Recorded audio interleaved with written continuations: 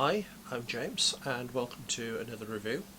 Today we're going to look at something that I've been writing for a while, playing for a while, but I've never got around to reviewing, which is 7 Days to the River Rhine by Roger Gerrish, published by Great Escape Games, and is basically a Cold War goes hot, kind of ideal for my channel.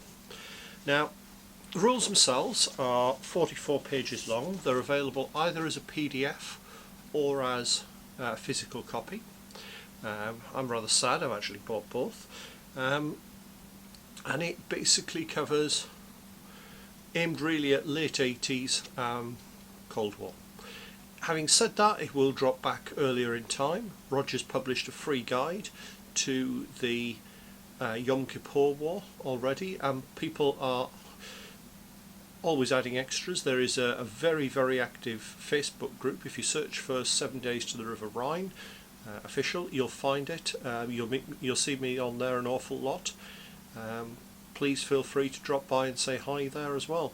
And anything you create, please feel free to upload it. Roger's incredibly understanding at how much I've mucked about with his rules. And I know of at least 2 wargaming groups now that are actually using those rules. With my modifications. That's quite shocking really for me. So let's actually have a look at what we've got then. Going through it, you've got the introduction, what you need. Well, the rules use 6 and 10 sided dice, and other than that everything is pretty much what you'd expect from a normal game. Now you will need command tokens. These are used to activate units, and morale markers, which are used to designate hits. Easy enough to acquire. Cardboard will do the job if you're stuck. I've got a mix. I've got some 3D printed ones, and I've got some that I actually bought from Great Escape Games. So units then are broken down to different types. We've got infantry with one stand representing 5 to 10. If anybody does decide to use my list, you'll find I've broken them down a little bit further. I've brought them down into fire teams. You have support teams, things like grenade launchers, ATGMs, things like that. Light vehicles, main battle tanks, and helicopters. Now they are going to be broken down a bit more within the, but those are the categories. Now scale wise, it's really aimed at 15mm. I know a lot of people gaming in 12, 10 and 6. Yeah, no reason not to do that. You could even theoretically go higher. I've gamed it in 20 as well as 15, and it's even suggested you could use 28, but you're probably going to want a much bigger area for that. So it's designed to play on a 6x4 table. In dense terrain I've played it on smaller. I've played it down to 3x2, and that's worked quite nicely. It talks about terrain. Now terrain is split. It's one of these games, it's not a competitive game. This is aimed at people who want a fun, relaxed club game really. So you have easy going, rough ground, very rough ground, and impassable. Fairly straightforward. So the key feature of these rules are the command tokens. That is what makes this game, and it makes you play it as a commander. You're not a wargamer, you are commanding. You have to decide what you're doing and where. Now each stand that you have on table, or each vehicle, generates 1 command token, as long as it's not an armoured personnel carrier. They don't generate command tokens. Now, unlike bolt action, where each unit gets to act once, in this each unit can act as many times as you want. There are restrictions on that, but it comes down to what do you need to do, where do you want to put the effort in. You can activate a unit 2-3 times and leave other units. The most recent game I played, by the end of turn 5 there were some units I still hadn't activated because they just weren't in a position where I needed to do anything, whereas other units were desperately needed and were activating, in one memorable case, 5 times. So we generate the command tokens, and we'll look at how they're spent. Oh, you also get a bonus 2 command tokens if you have a command stand on the board, but there are negatives if that's then killed. Again, a house rule I've introduced an option for subordinate command units, mainly because I've got some lovely command vehicle models, and I've used a rule where they add 1, and again with the penalty if they're destroyed. So at the start of each turn you roll for initiative, and the highest roll then decides whether they are going to take the lead on that turn or pass it. That's not as drastic as it sounds in this game, simply because the turn sequence passes back and forth as you go. So what happens when you have initiative? You play a command token to activate something, and then another one until the initiative swaps back. Now there's 3 ways that it can swap. It can pass back when you've spent all your command tokens. It can pass back when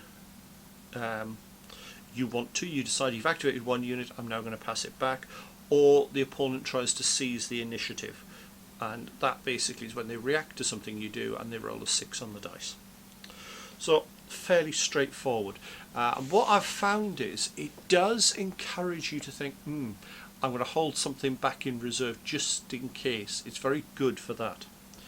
So to activate a unit is very simple. You roll a 6-sided dice, and you have to roll more than the number of command tokens prior to the one you put on it, plus morale tokens on it. So it's a bit of a similar mechanism if you have played things like bolt action, where the more a unit's been shot at, more damaged it is, the harder it is to activate, and the more it's done, it's harder to activate. So if I've got, say, a chieftain tank which has got 2 activations on it, I've used it twice already, and it's also got a morale token, I put an extra counter on it, I would need to roll 4 or more on a 6-sided dice to act. If I don't, that's that command token wasted. Now there is a clarification that Roger's brought on. It even says on the quick reference sheet that the first activation is free. That's a holdover from the game it sort of developed from, which was Iron Cross, which was the Second World War set of rules. That's, Roger's confirmed, is not his intention. His intention is that you have to roll even if you've not activated that turn. So assuming you succeed in the activation, you've got various options. You can move, shoot, embark or disembark. So you do 2 of those. Okay, that's fairly straightforward. You've also got the option to rapid move, which basically doesn't double your move, it increases it. We'll look at movement in a minute. You've also got fire and ATGM is a double action. It uses both of your actions, which means missiles, while they're good, make it, first of all, they're very hard to react with as a result, but they also will struggle to move away quickly because you're talking extra command tokens to fire and move. So it's a very good simulation of how ATGMs work. I quite like that. And there's a nice little QR code there which actually gives you how to activate, and a nice video explanation. I think that's one of the nicest things with these rules, those little QR codes. So there are some special actions as well.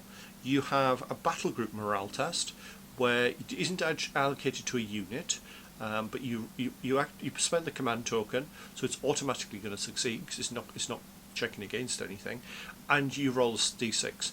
On a 1 it has no effect. 2 to 5 you remove a command token, and on a 6 you remove all of the tokens from a unit and then can roll again. So it's basically pulling your force back together.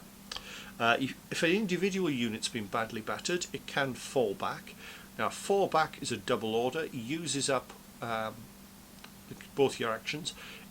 It also, when you activate, doesn't take into account the morale tokens you've accumulated, just the number of command tokens.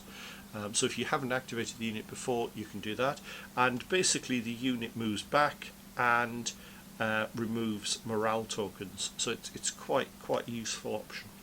There's a couple of special platoon actions: the platoon move, which can be used by anybody, and the platoon tank fire, which is Soviet or Warsaw Pact only. These let you activate up to 3 units at once. And people said, well, it's still costing me a command token for each. Why use it? Good example of this is if I've got to shift 3 units through a narrow gap. I've got to cross it rather, and I know it's covered by fire. If I use this, there's only going to be 1 chance to react to it. so I stand a much better chance of getting the units to the other side rather than moving them one at a time, and they can be reacted to separately. Now, I've mentioned reactions a few times. Now, reactions, basically, this is where you can interrupt the opponent. There's no overwatch or anything, it's built into the mechanism. The opponent's activating. Once they declare what they're doing, I can then spend a command chit on one of my units to react. And you have to roll to actually activate. And I like the touch that depending on what you're looking at, that affects things. The easiest one to react to is a vehicle moving in the open, where I need 3 or more. An infantry team in cover, I need a 5 to activate to. This is on a 6-sided dice. So they're not always easy to actually react to. And if you add one, you also add 1 to that for every commander morale token. So you can't rely on it at all.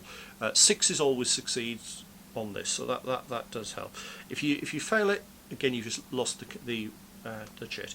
Now, if you do actually succeed, then what happens is you take the action before the opponent gets theirs. They then complete both their actions, and then you can do a second action.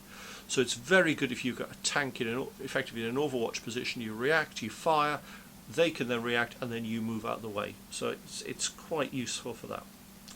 If when you're doing that you roll 6, then not only does it automatically succeed, but you also get the initiative back at the end of those actions. So movement is pretty straightforward. Vehicles haven't got long complex tables. Infantry and support teams move at 6 inches. Light vehicles, APCs and fast tanks move at 12, and tanks move at 10. It's easy. Some vehicles do have special rules that do change that. If they rapid move, it basically adds 50%. And if you actually move rapid along a road and you spend the entire move on the road, it doubles. Vehicles can turn up to 180 degrees at normal, up to 90 degrees on rapid. They can also move backwards as well, as rules for that. A nice touch is infantry proximity. If you've got infantry close to you, enemy infantry, unless you've got infantry as close or closer, then you're slowed down. That's a nice little touch. Moving through terrain, as we said, the class is impassable, which nobody can go through, and then you've got rough and very rough. And basically there's a dice roll to get through each one, depending on what you are wheeled. There's an all-terrain vehicle category, which is a special attribute on vehicles, and tracked. ATV are things which are wheeled but good cross-country, or could be a half-track, for example. So infantry have got the same again, although they're only affected by very rough. If you fail the roll, basically you stop as soon as you enter that terrain, or if it's a linear obstacle, as soon as you've crossed it, and you can't attempt any further actions that turn. So it's intended to slow you down, and the randomness I quite like. I know some people like the predictive stuff. I'd rather a random one. It's going to be so much more realistic. Firing is nice and straightforward. There's no ranges. In the scale we're looking at, if you can see it, you can hit it. That's the philosophy. The exception they make for that are infantry, who can only fire up to 12 inches at enemy vehicles. Presumably, it actually says because they're limited on range by things like laws. So if you do really want a grand scale, realistically we're talking 12 inches is probably what, 300 meters? Possibly less. It gives you an idea. So it's nice and straightforward. You roll virtually always a 10-sided dice to hit. Nice and simple. The exception are autocannons, which roll twice and take the best result, and ATGMs that can't fire at up to 12 inches. That's basically what you do. It's not complex. It's designed to be simple. You then have a series of modifiers, and if I say that there's only 5 and one which says you can't fire, which is the ATGMs at close range, that's it. 5 modifiers. Simple. Within a game or two, you're actually not even bothering to look at the chart. Now, it's very simple. Basically, you roll to hit. There's a few rules for sort of cover and how linear obstacles affect it, when it does, when it doesn't, what you can do for firing into woods, things like that. And vehicles have got 2 armour ratings. One is for shots in the front 90 degrees, and the other is for everything else. And basically, if a vehicle is hit, you roll a 10-sided dice and add the strike value. That's it. If you equal the armour, well, if you don't exceed the armour but you had the potential to, then you get the vehicle gains 1 morale marker. If you equal it, it then gains enough morale markers to bring it up to the maximum, and if it exceeds that, it's gone. That's it.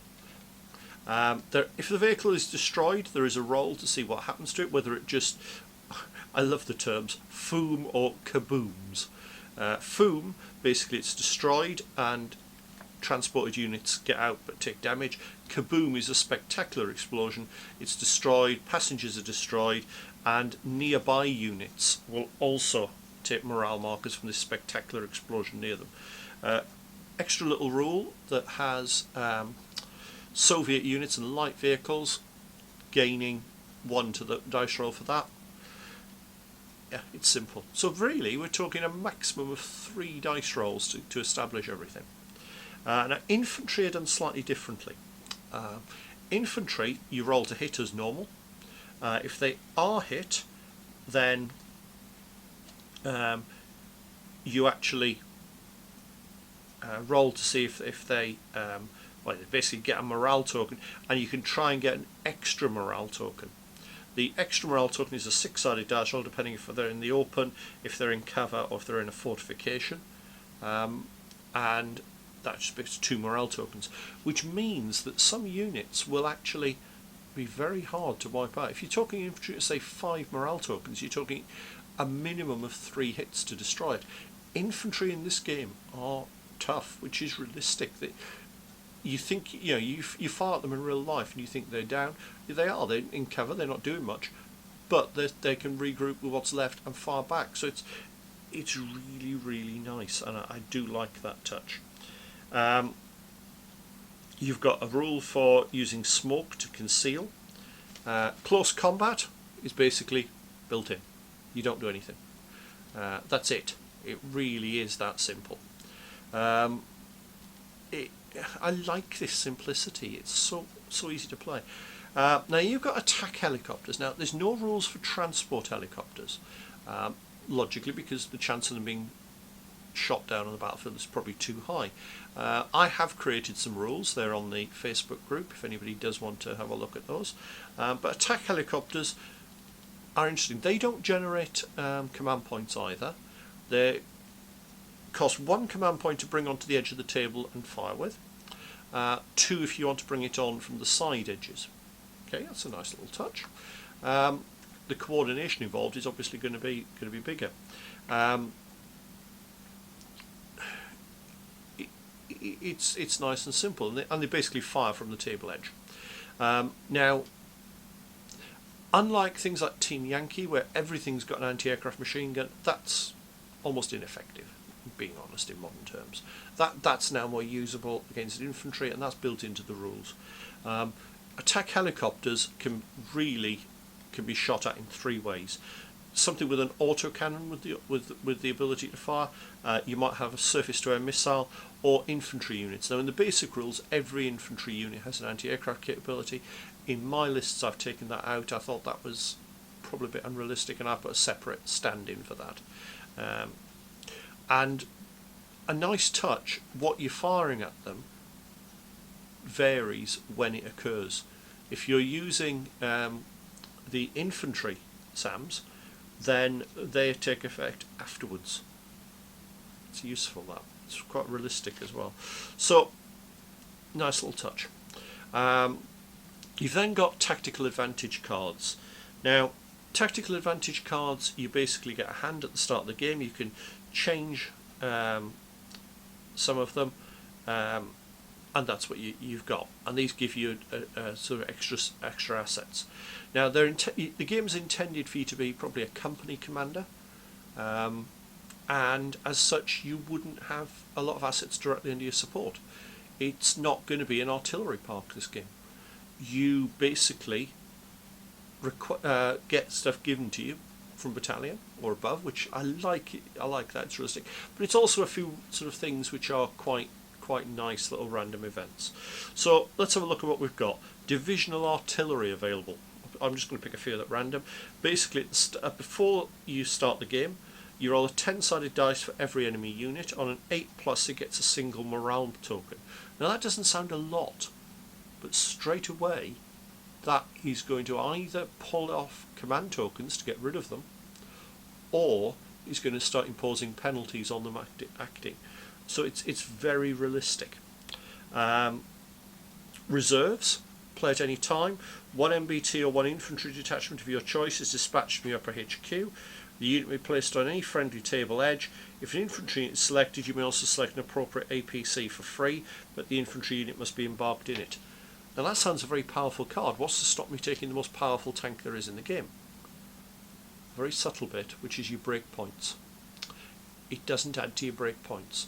So the loss of a big heavy powered unit will significantly affect the chance of you withdrawing from the game. It wasn't obvious to me when I did that, and it was a Facebook discussion group that picked that one up. Intelligence Corps, play to negate the effect of any enemy tactical card, and you do get some which are country specific.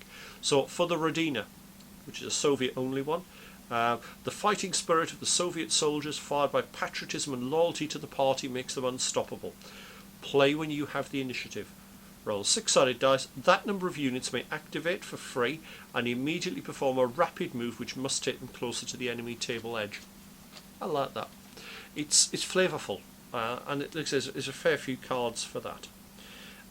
Now, Tim Whitworth from the Like a Stonewall Wargaming group, during COVID, has been playing a lot of this solo, and he's actually developed a system to randomise this a bit more. I've seen it, I've tried it, and it works. You basically start with a couple of cards. I can only hold 2 cards in your hand, and you roll, or when you roll each turn, the first time you roll a 1, you get an extra card, but you can only hold 2. So it's a good way of simulating an ongoing battle. So Tim, thanks for creating that. I think that was a really nice idea. So we're up to page 24 now, and now we come into the special rules for different things. So there are rules for things like heat rounds, which are indicated with a H on the ammunition charts. Wire-guided missiles, recce teams. Now, recce teams are incredibly powerful. Usually fragile, incredibly fragile, but they survive by getting out of there.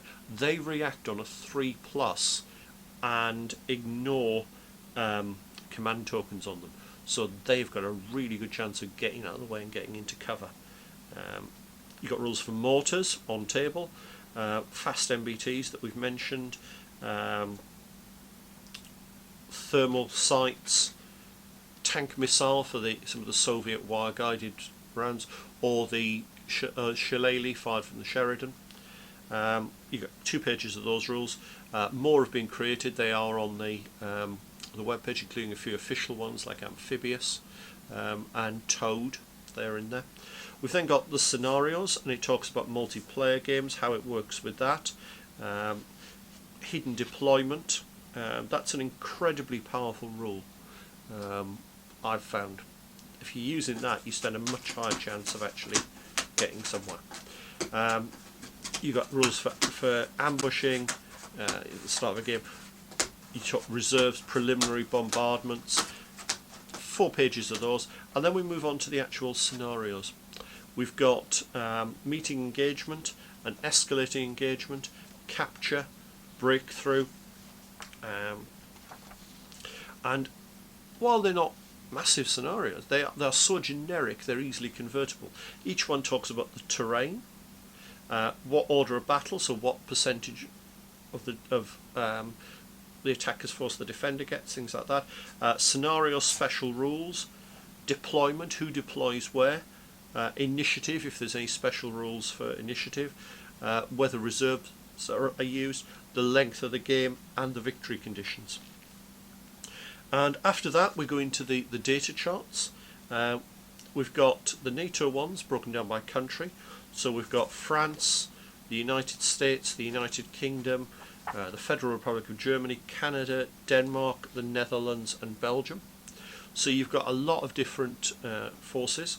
Okay, a lot of the data is quite comparable across them. It is worth checking. There is an errata sheet that's available free of charge in the Facebook group. Interesting, Great Escape Games, theirs is an edition behind at the minute. Well, last time I checked it was. Facebook group is usually far faster than that. And for those who want something different, I've actually expanded a lot of these. They're on the Facebook page, and I've also put in the Danish, which wasn't covered by this, and people have created others as well. I noticed there was one for China on there the other day. And then you've got the Warsaw Pact done as one big list, and then finally you've got a quick reference guide. So there's a lot of information packed into the book.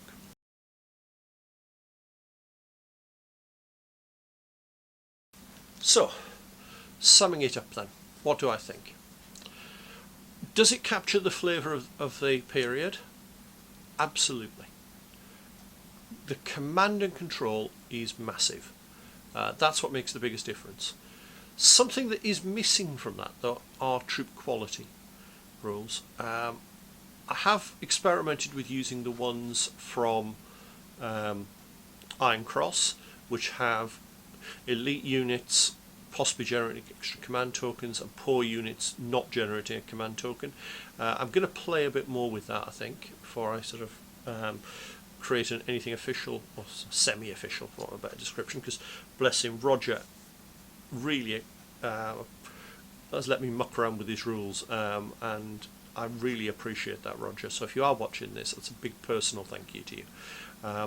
So I'm going to play around with that before I sort of publish them. They'll go onto the Facebook group and on the web page, which is a link in the description. So that's a point. Having said this, they are simple. They're designed to be simple, and the simpler a game is for something like this, the better.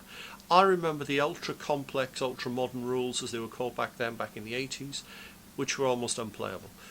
I actually realised after one afternoon at the club, I had spent something like 6 hours playing out 2 minutes of action. Yeah. In this, the battle almost feels real time. And that's phenomenal, this sort of skill. And that's using probably 300 to 600 points. It plays fast. You don't even need to start referring to the rules after a little while. The modifiers, there's only 5 modifiers to hit. It's quick, it's simple. Yeah, I really can't fault it. It's easily expandable. I mean, for example, I've done the new army lists. I've created rules for transport helicopters, medics. You know, they're all on my webpage. Feel free to have a look at those. Cat's commenting on that one. Now, Tim Whitworth has done a fantastic job of playing with the scenario cards, also the event cards, basically making them much more suitable for solo play. And both he and I have in discussion, we've sort of both said, because you're thinking like a commander, it's quite an easy game to play against yourself. It does work pretty well. So yeah, I'd recommend that. The rules are well written. Roger's given a lot of clarification, and the errata is available on the Facebook group and from Great Escape Games. It's worth looking at the one on the group first, because that's usually more up to date than the Great Escape Games one. The QR codes also help with that. It's a quick video to see how things work. Downside, you don't have a structured command. Now I'm usually a massive one for the command and control. However, I think a company commander, you can live with it. I think that it's not a big thing in this game, and it didn't need to be. I don't know why. I think because you feel more in the role, you do act that way. But I think for the Russian you play in particular, it does suffer slightly in that you don't get the rigid command and control that was more appropriate for them. Okay, it's minor, and I don't think it's ever affected any of the games I've played, but it's something to consider. The biggest plus for me is the fact that the battlefield looks right. You don't get the massive tank parks that other games have. You don't have artillery parks on the table, unless it's a special scenario. It is realistic.